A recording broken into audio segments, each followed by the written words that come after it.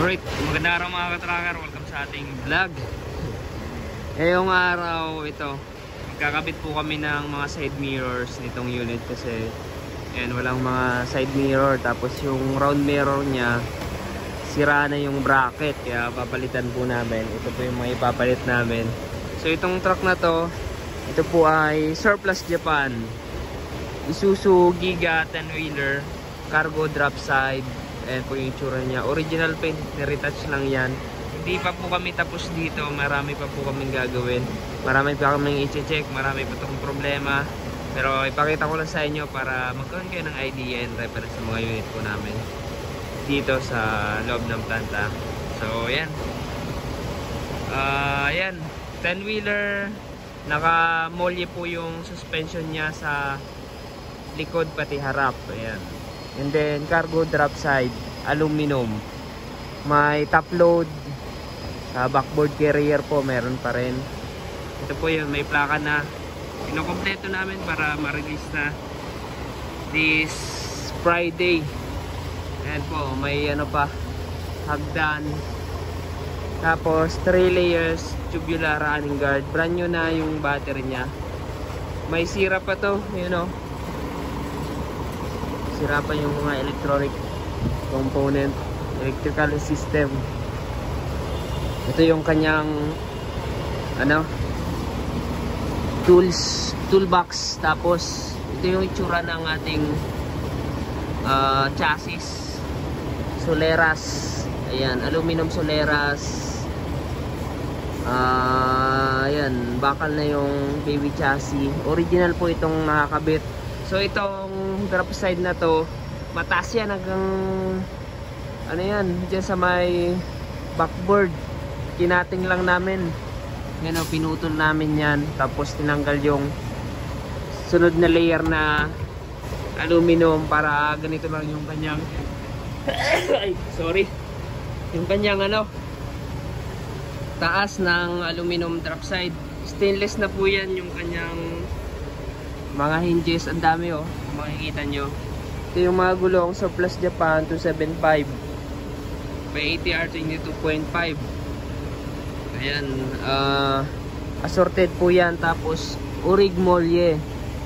And then ito po ay single dep lang, single differential lang po ito.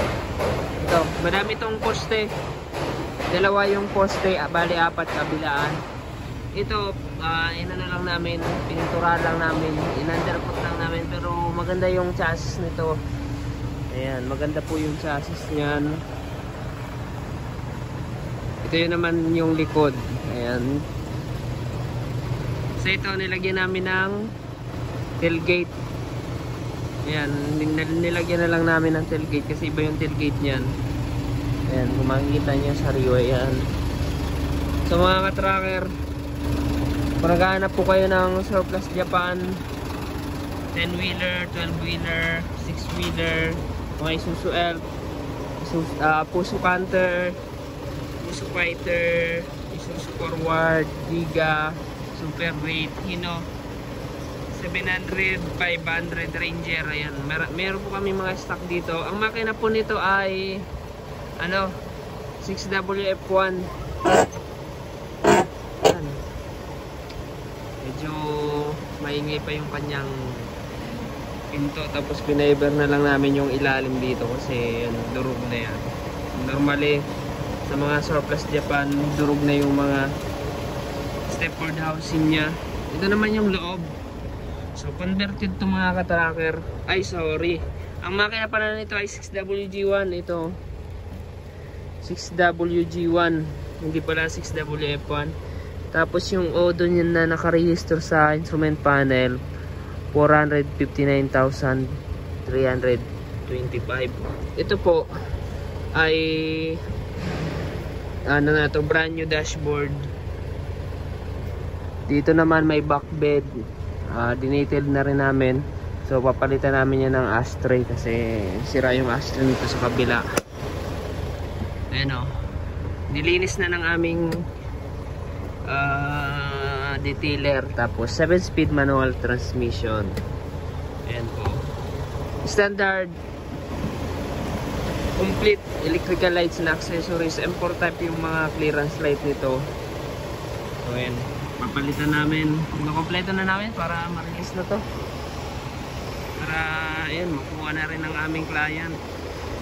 So yung kanyang pintura, hindi siya fully repaint, retouch lang yan. Pero parang recondition na rin, no? Di ba?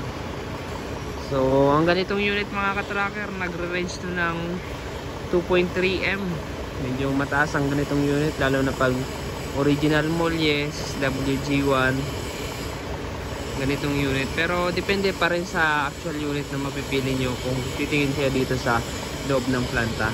So yun mga ka-tracker, and kung nagustuhan nyo itong video na to, paki-like, share, and mag-subscribe na. Maraming salamat sa panonood. Shoutout nga pala sa mga solid subscribers natin from Luzon, Visayas, Mindanao, and then sa mga OFW na nanonood sa atin. Alam mo, maraming nanonood.